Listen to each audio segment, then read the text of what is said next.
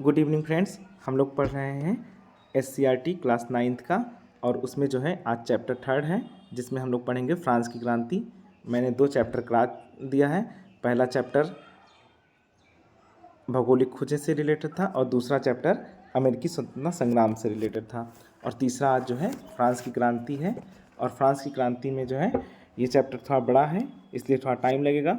आप लोग वीडियो को एंड तक ज़रूर देखिए, क्योंकि लास्ट में मैं बहुविकल्पीय प्रश्न भी कराता हूँ जो कि परीक्षा के लिए बहुत उपयोगी है। वहाँ से डायरेक्टली आपको क्वेश्चन परीक्षा में मिल सकते हैं। इसलिए हम लोग शुरू करते हैं, और आप लोग देखिए और कमेंट करके ज़रूर बताइए कि आप लोगों को वीडियो कैसा लगा।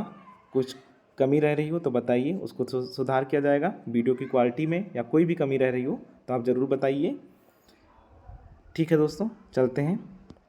सबसे पहला फैक्ट जो है 1776 में अमेरिका का स्वतंत्रता संग्राम और सन 1783 ईस्वी में ब्रिटेन के विरुद्ध उसके उपनिवेशों की स्वाधीनता ने फ्रांस की पुरातन व्यवस्था को समाप्त कर स्वतंत्र विचार वाले समाज की स्थापना का मार्ग प्रशस्त किया। कहने का मतलब ये हुआ कि अमेरिकी स्वतंत्रता संग्राम ने फ्रांस को भी प्रोत्साहित किया।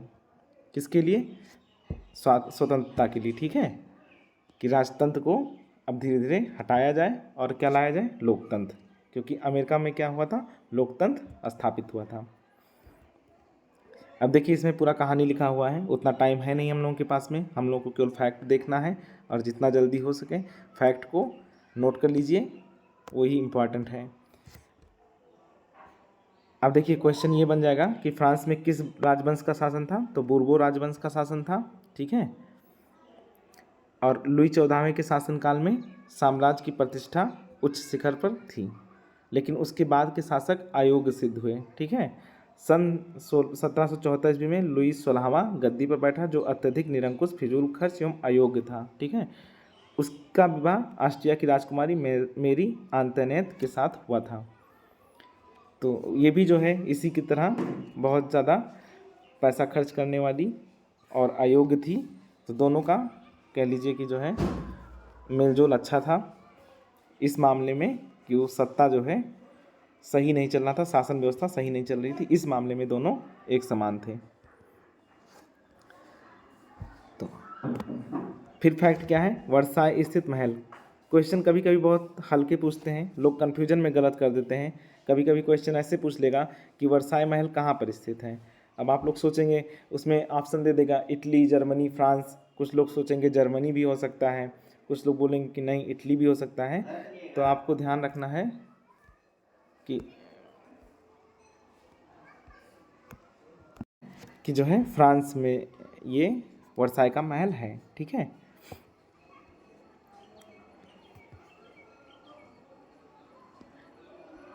फिर नेक्स्ट फैक्ट क्या है? 10 अरब लिब्रे। लिब्रे क्या है? तत्कालीन फ्रांस की मुद्रा है। ठीक है, क्या है? तत्कालीन फ्रांस की मुद्रा है।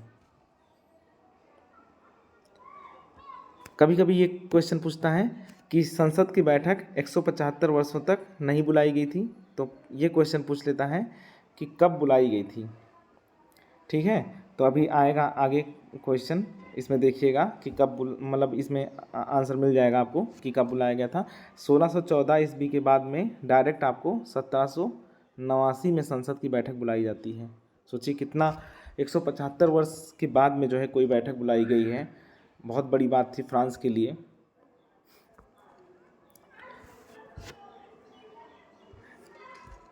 अब ये स्टेटमेंट जो है याद रखिएगा, मैं ही राज हूँ, किसका स्टेटमेंट है? तो लुई 14वां का इसका स्टेटमेंट है। ठीक है, इसलिए वो बैठक भी नहीं बुलाता था, वो मानता था कि जो मैं कहूँ वही सही है। फिर ये याद रखिएगा, पाल्मा। पाल्मा क्या था? तो ये एक संस्था थी, न्यायालय बोल सकते हैं। पाल्मा क्या थी? न्यायालय थी। तो नोट कर लीजिए, जो जो बताता चल रहा हूँ उसको नोट करते चलिएगा, वो इम्पॉर्टेंट है आप लोगों के लिए एग्जाम के लिए।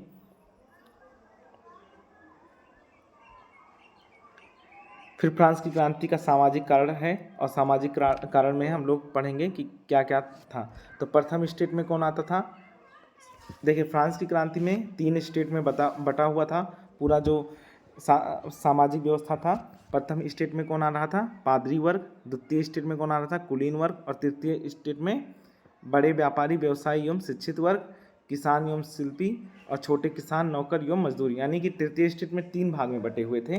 पहले में थे बड़े व्यापारी, व्यवसायी एवं शिक्षित वर्ग, दूसरे में थे किसान एवं शिल्पी, और तीसरे में थे छोटे किसान, नौकर एवं मजदूर। अब इसमें क्या ध्यान रखने वाला चीज़ है, इसमें ध्यान रखने वाला है ये कि फ्रांस की कुल भूमि का 40% इन्हीं के पास था। किसके पास? जो कि द्वितीय स्टेट और प्रथम स्टेट में थे, उनके पास था। ठीक है। और जनसंख्या 90% जनसंख्या किस में थी? तो तीसरे स्टेट में थी। ये याद रखना है।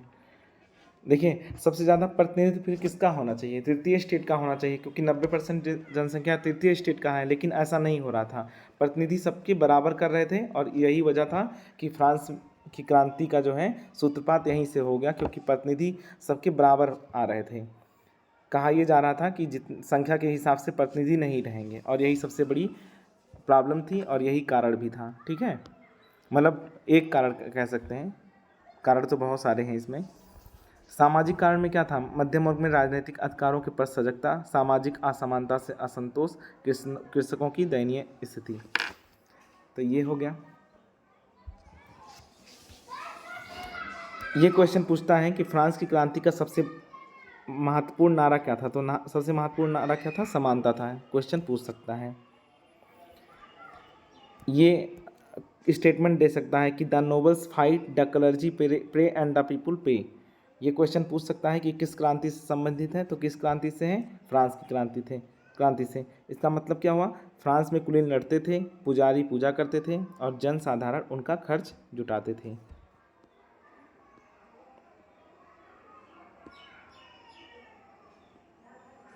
आर्थिक कारण में क्या हो जाएगा? असमान कर प्रणाली, भूमि कर, धार्मिक कर एवं अन्य सामंती कर का बोझ, बेरोजगारी की समस्या, गिड़ की पाबंदी, प्रांतीय आयात कर एवं सामंती आयात कर से व्यापारियों में असंतोष। आप लोग आएंगे जब टीचर बनकर तो आपको यही पढ़ाना रहेगा, इसलिए अभी अच्छे से पढ़े रहिए, ज़्यादा बेहतर है। और पढ़ने में भी अच्छा रहेगा, आगे आपको पढ़ाना भी रहेगा, बहुत अच्छा लगेगा पढ़ाते हुए। ये सब चीज़ें आपको बहुत अच्छा लगेगा।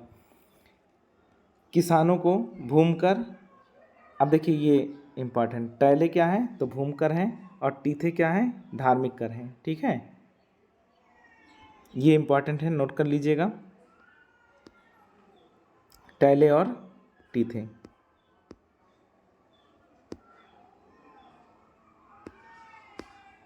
सैनिक कारण में क्या हो जाएगा? नियुक्ति में असमानता, कम वेतन का निर्धारण, खराब भोजन की व्यवस्था। हो सकता है स्टेटमेंट में पूछ ले, इसलिए इसको ध्यान रखिएगा। व्यक्तिगत एवं धार्मिक कारण, अब व्यक्तिगत एवं धार्मिक कारण भी इसमें है, लेकिन हम लोग क्या पढ़ेंगे? हम लोग केवल जो है इम्पॉर्टेंट फैक्ट पढ़ रहे हैं, इसलिए ध्यान रखना है कि अपने टॉपिक से हटना नहीं हमको। हम पूरा पढ़ने लगेंगे तो उतना टाइम है नहीं कि पूरा कवर किया जा सके। एक एक लाइन बाय लाइन वो आप पढ़ लीजिएगा। अगर कहेंगे तो मैं PDF प्रोवाइड करा दूंगा। PDF के लिए आप लोग टेलीग्राम ग्रुप मेरा ज्वाइन कर लीजिएगा, उस ग्रुप में मैं खुद ही जो है सेंड कर दूंगा। अगर आप लोगों को चाहिए होगा तो आप लोग कमेंट करके बता दीजिएगा, तो मैं बुक जो है PDF फॉर्म में आपको दे दूंगा। देखिए कुछ इम्पॉर्टेंट हैं, दार्शनिक, वॉल्टेयर, मॉन्टेस्क्यू, ये सब इम्पॉर्टेंट हैं। और इसमें अभी मॉन्टेस्क्यू ने अपनी पुस्तक विधि की आत्मा, ठीक है, द स्पिरिट ऑफ लॉज, ये मॉन्टेस्क्यू की पुस्तक का नाम है, इसको नोट कर लीजिएगा। इस पुस्तक में क्या क्या था? सरकार के 3 अंगों, सरकार के 3 अंग कौन कौन से हैं? कार्यपालिका, विधायिका और न्यायपालिका को अलग रखने के विषय में बताकर शक्ति पृथक्करण सिद्धांत का पोषण किया। क्वेश्चन पूछता है कि शक्ति पृथक्करण सिद्धांत का पोषण किसने किया था? तो मॉन्टेस्क्यू हो जाएगा। ठीक है। वॉल्टेयर ने क्या किया था? तो वॉल्टेयर ने चर्च, समाज और राजतंत्र के दोषों का पर्दाफाश किया। ठीक है। रूसो के बारे में पूछा जाता है, सोशल कॉन्ट्रैक्ट, सामाजिक संविदा। ठीक है, रूसो का ये क्वेश्चन आ चुका है, सामाजिक संविदा, आप लोग ध्यान रखिएगा। रूसो का सामाजिक संविदा, सोशल कॉन्ट्रैक्ट, या जनरल बिल यानी सामान्य इच्छा।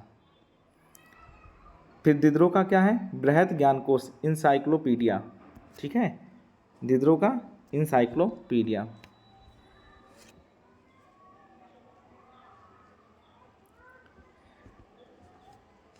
फिर हम लोग पढ़ेंगे विदेशी घटनाओं का प्रभाव क्या हो। तो इंग्लैंड की गौरवपूर्ण क्रांति आप लोग जानते हैं 1688 में हुआ था। रक्तहीन क्रांति, गौरवपूर्ण क्रांति एक ही बात हुआ। अमेरिकी स्वतंत्रता संग्राम, इसने भी जो है क्या क्या फ्रांस की क्रांति को प्रोत्साहित किया। तो इतना इम्पोर्टेंट था। अब टेनिस कोर्ट शपथ। सन 1789 ईस्वी में लुई 16वां को धन की आवश्यकता हुई। इसके लिए 5 मई सन 1789 ईस्वी को उसने स्टेट्स जनरल की बैठक बुलाई। इसमें प्रथम एवं द्वितीय स्टेट्स के क्रमशः 300 प्रतिनिधि एवं तृतीय स्टेट्स के 600 प्रतिनिधियों ने भाग लिया। तृतीय स्टेट्स ने लोकतांत्रिक सिद्धांत को आधार बनाकर सभी प्रतिनिधियों के लिए मत देने का अधिकार मांगा। ये राजा द्वारा अस्वीकृत हो गया। तभी तीसरे स्टेट्स के सभी प्रतिनिधि विरोध जताते हुए बाहर निकल गए। ठीक है, यही जो है रीजन था। और अभी देखिए आगे जो जो फैक्ट है वो नोट करते चलिएगा कि 14 जुलाई सन 1789 को क्रांतिकारियों ने पेरिस स्थित राजकीय कारागृह बास्तिल को घेर लिया। ठीक है, बास्तिल का दुर्ग राजतंत्र की निरंकुशता का प्रतीक था। कब? 14 जुलाई। और 14 जुलाई को ही फ्रांस में स्वतंत्रता दिवस के रूप में मनाया जाता है। ठीक है, 14 जुलाई को नोट कर लीजिए।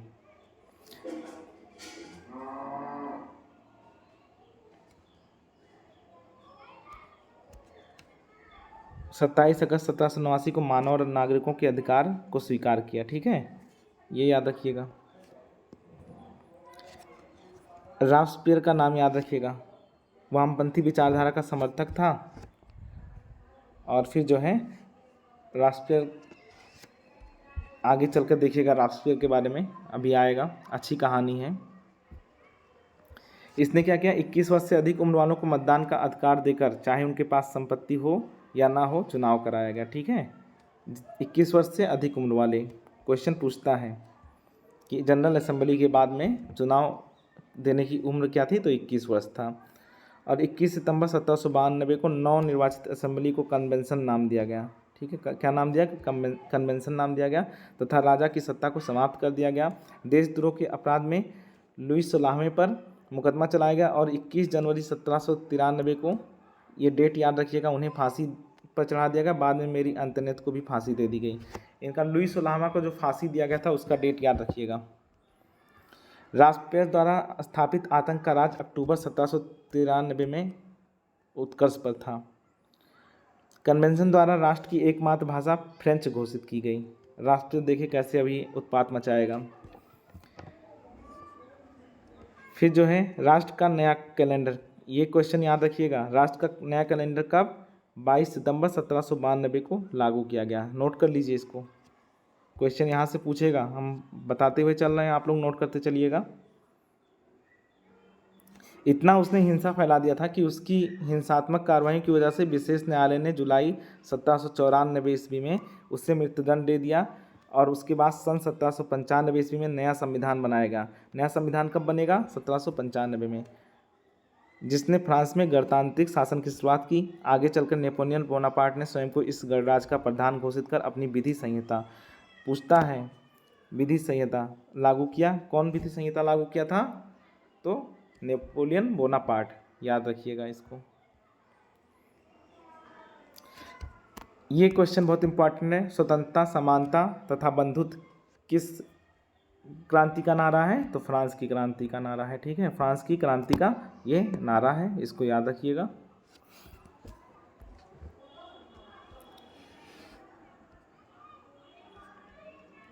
बाकी ठीक है, बाकी कोई बहुत बड़ी बात नहीं। जैकोबिन्स क्लब जो है नेपोलियन से रिलेटेड है। और जैकोबिन क्लब से याद रखिएगा कि यहाँ पर टीपू सुल्तान ने भी जो है उसको अपनाया था। और ये क्वेश्चन दास प्रथा का उन्मूलन। ठीक है, इस क्रांति ने फ्रांस में दास प्रथा का उन्मूलन किया। 1794 में दास मुक्ति कानून पारित किया, लेकिन समाप्त कर दिया था। लेकिन अंतिम रूप से कब समाप्त किया गया? तो ये क्वेश्चन आ चुका है 1848 ईस्वी में। TRE 2 में आ चुका है ये क्वेश्चन शायद, या TRE 1 में, कहीं मैंने देखा था, आ चुका है। राष्ट्रीय कैलेंडर के बारे में याद रखिएगा। महिला आंदोलन, तो ओलंप द गुज नामक नेत्री, इनका इम्पॉर्टेंट है, इनका याद रखिएगा नाम महिला आंदोलन में। ये क्वेश्चन याद रखिएगा। 1946 में फ्रांस की महिलाओं ने मताधिकार प्राप्त करने में सफलता हासिल किया। 1946 में। ठीक है, क्वेश्चन पूछा था कि किस देश में लोकतांत्रिक प्रक्रिया मतलब आरंभ होते ही महिलाओं को मताधिकार दिया गया था, तो भारत में। ठीक है, उसका आंसर क्या था? भारत था।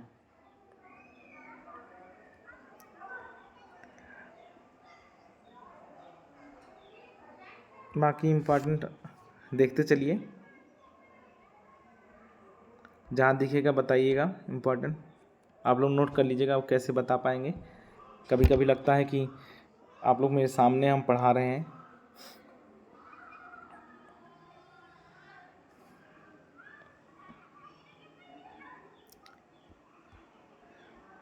बस इसमें इतने ही फैक्ट थे, नोट कर लीजिएगा इतना।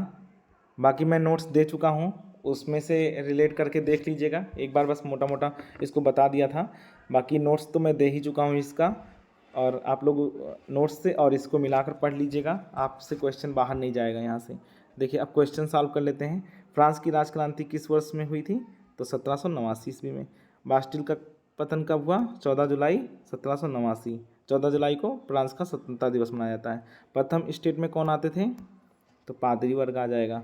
द्वितीय स्टेट में कौन आते थे? कुलीन आते थे। तृतीय स्टेट में कौन आते थे? तो दार्शनिक आ जाएंगे। ठीक है, वॉल्टेयर क्या था? वॉल्टेयर क्या था? वॉल्टेयर लेखक था। रूसो किस सिद्धांत का समर्थक था? तो जनरल विल, जनता की इच्छा। ठीक है, उसको मत देखिएगा, वो गलत टिक लगा हुआ है। मॉन्टेस्क्यू ने कौन सी पुस्तक लिखी? विधि की आत्मा या स्पिरिट ऑफ लॉज। दिद्रो इससे इंसाइक्लोपीडिया से रिलेटेड था। दास कैपिटल किसका है? शायद मार्क्स का है। और सामाजिक संविदा किसका है? ये जो है उसका है, रूसो का, सोशल कॉन्ट्रैक्ट। फ्रांस की राजक्रांति के समय वहाँ का राजा कौन था? तो लुई 16वां था। फ्रांस में स्वतंत्रता दिवस कब मनाया जाता है? 14 जुलाई। ठीक है, तो इतना क्वेश्चन है, और ये चैप्टर आप लोग देखिएगा और बताइएगा कैसा लगा। और मैं PDF जो है उसमें डाल दूँगा ग्रुप में, टेलीग्राम ग्रुप से मेरे जुड़ जाइए, उसका लिंक कमेंट बॉक्स में है। आप लोग कमेंट करके अपना फीडबैक ज़रूर दीजिएगा कि वीडियो आपको कैसा लगा। लाइक करिएगा, शेयर करिएगा, उससे थोड़ा प्रोत्साहन मुझे मिलता है, और मैं और वीडियो आप लोगों के लिए अच्छे बनाने वीडियो की कोशिश कर रहा हूँ कि आप लोगों के लिए अच्छे से अच्छा तैयार किया जा सके कंटेंट, ताकि आप लोगों को एग्ज़ाम में सफलता मिले। ठीक है दोस्तों, फिर मिलते हैं आपको नेक्स्ट वीडियो में।